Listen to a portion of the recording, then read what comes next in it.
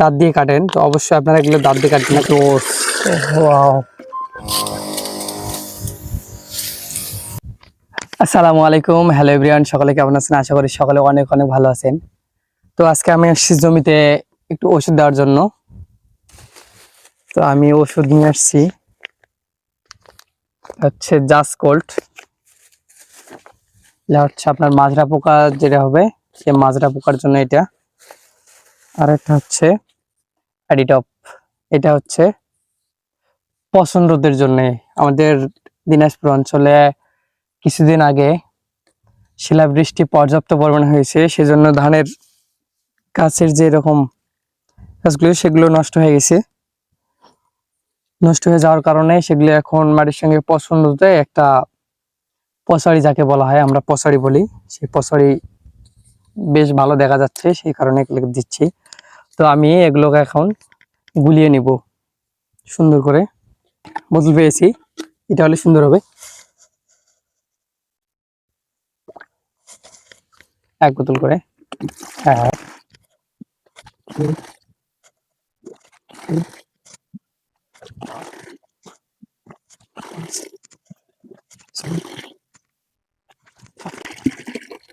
এই আমি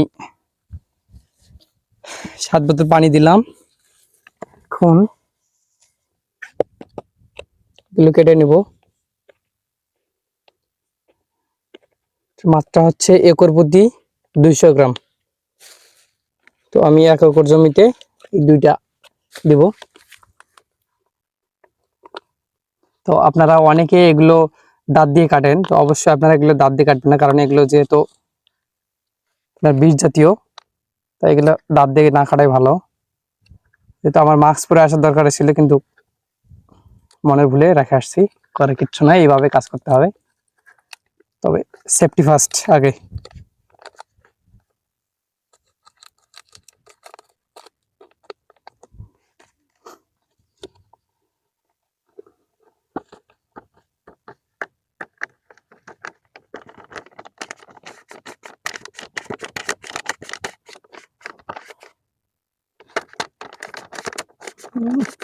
বিচ্ছিরি গন্ধ।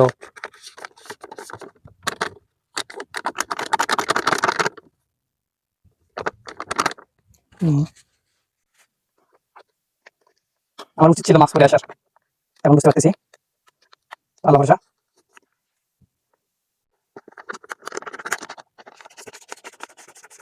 বাজে একটা গন্ধ। এটা হচ্ছে মাত্রাটা হেক্টর প্রতি লিটার 1 ml। তো আমি দিব এটা অর্ধেক। ভাই এগুলোর যে পরিমাণ দাম বলার বাহিরে।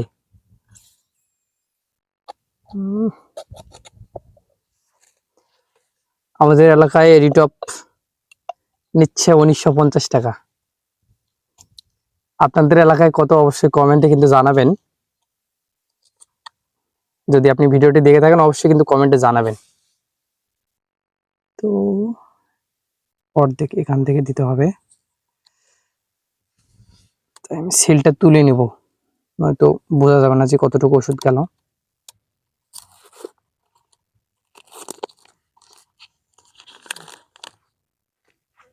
একটা, দুইটা, তিনটা, চারটা, পাঁচটা, সেটা আমি দেবো এখান থেকে। বিসমিল্লাহ।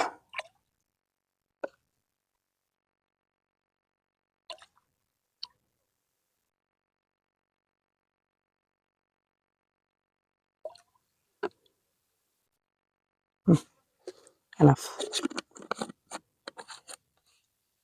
আমি দিয়ে নিলাম, এখন সুন্দরভাবে গুলিয়ে নিব। মুখটা করে রাখলাম নিচে। এটা এখন পানির সাথে সুন্দরভাবে গুলিয়ে নেব। কি জোস হয়েছে দেখেন। ওয়াও, ওয়াও, পড়িস না।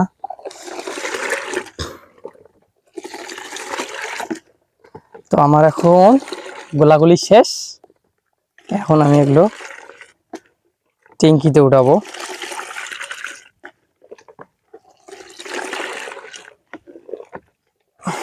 একদম ব্যাচ্ছিরি গন্ধ, সহ্য করার মতো না, করার কিচ্ছু নাই, কাজ করতে হবে।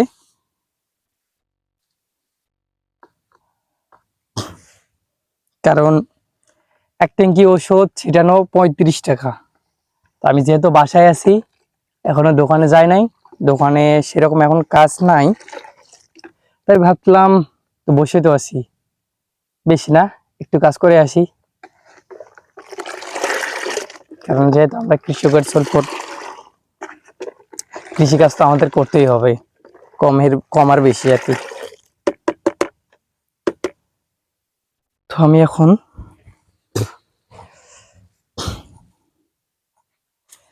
বাল্টি মেশিনটা এক করে নেব, মেশিনের মধ্যে পানি দেবো, মেশিন লোড করে নিয়ে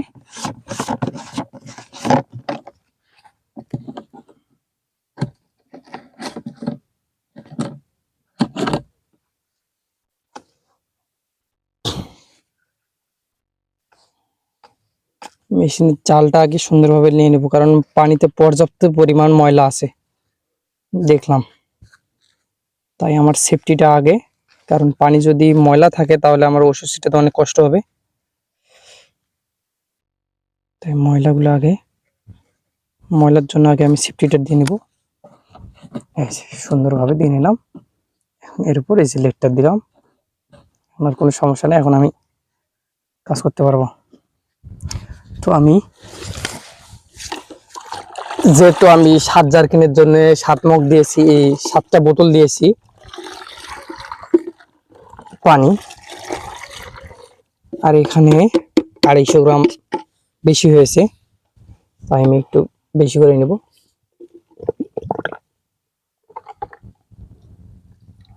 ভর্তি করে নিলাম, বিসমিল্লাহ।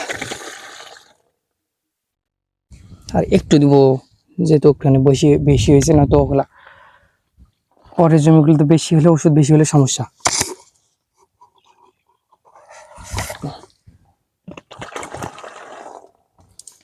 দিয়ে নিলাম, এখন আমি সুন্দরভাবে পানিটা লোড করে নেব, আপনাদেরকে সুন্দর সুন্দর কন্টেন্ট উপহার দিতে পারি। ভর্তি হয়ে গেছে, দেখছেন কি পরিমাণ ময়লা, এই যে ময়লা, পর্যাপ্ত পরিমাণ ময়লা। তো আমি একটু ঝাঁকিয়ে নিব, নয়তো ঝাঁকিয়ে না নিলে সমস্যা হবে, ওষুধটা পরিপূর্ণভাবে সবগুলো পাবে না।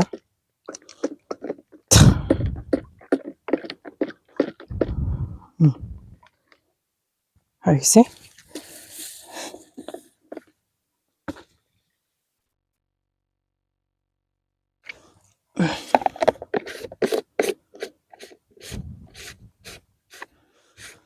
চলো আমরা এখন ওষুধ ছিটাবো।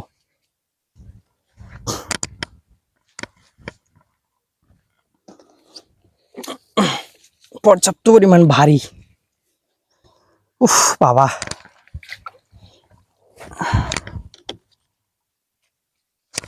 এই যে আমি বসলাম, এই যে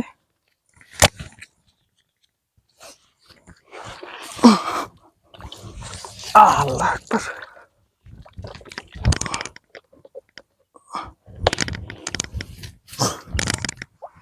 চলুন আমরা এখন ওষুধ ছিটাবো।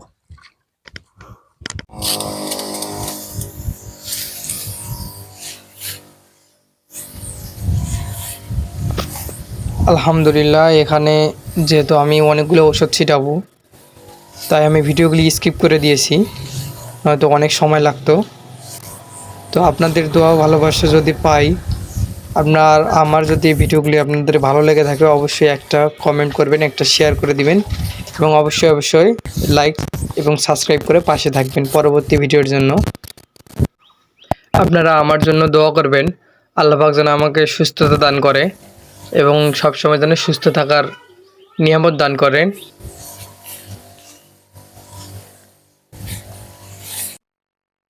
তো আলহামদুলিল্লাহ, ফাইনালি আমার ওষুধ শেষ হলো। তো আমি আইছিলাম প্রায় 1:30টার দিকে, বাড়ি থেকে রওনা হয়েছি, জমিতে আসছি 2টার দিকে।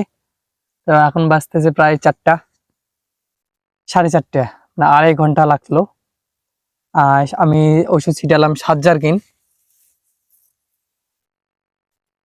তো 7 জার্কিন ওষুধ ছিটাতে আমার সময় লাগছে 2.5 ঘন্টা।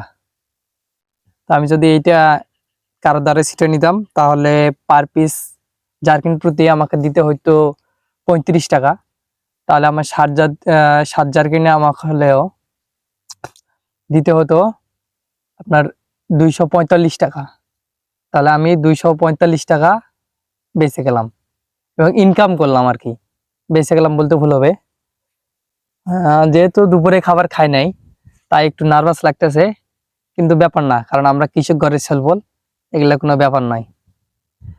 কাজ করতে হবে, কৃষি ঘরে জন্ম নিয়েছি, অবশ্যই কৃষি কাজ করতেই হবে, এটা মাস্ট। তো আলহামদুলিল্লাহ শেষ করছি ফাইনালি। তো এখন আমি বাড়ির পথে যাব। তো বাড়ির পথে যাওয়ার পথেও আপনাদেরকে কিছু এরিয়াল ভিউ আপনাদেরকে দেখাবো ইনশাল্লাহ।